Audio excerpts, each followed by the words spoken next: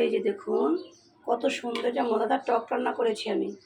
কই মাছ দিয়ে আম টমেটো দিয়ে পাতলা ঝোল করে টকটা রান্না করে গিয়েছি।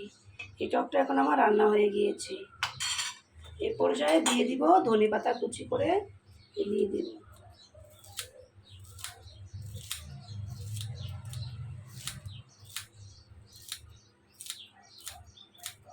গরমের দিনে গরম গরম ভাতের সাথে খেলে মজার এই টকটা অসাধারণ হয়ে থাকে। জানি না সবাই এই টকটা পছন্দ করেন কি করেন না। এই যে দেখুন আমার মজার টকটা কই মাছ দিয়ে টমেটো আম দিয়ে রান্না করেছি। কালারটা কত সুন্দর দেখুন কালারটা হয়েছে। গরম ভাতের সাথে খেতে অসাধারণ। এই যে আমি আপনাদেরকে একটু বাড়িতে পরিবেশন করে দেখাচ্ছি কত সুন্দর হয়েছে। এই যে দেখুন বাড়িতে একটু উঠিয়ে নিচ্ছি আমি।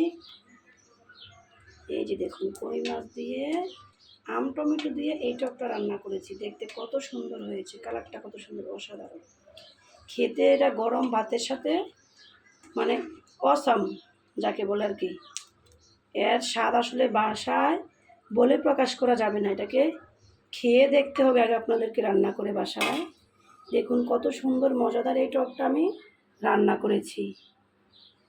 দেখতে কত সুন্দর হয়েছে। কই মাছ দিয়ে আম টমেটো দিয়ে পাতলা করে ঝোল করে টক রান্না করে নিয়েছি। আজ এই পর্যন্তই। আল্লাহ হাফেজ।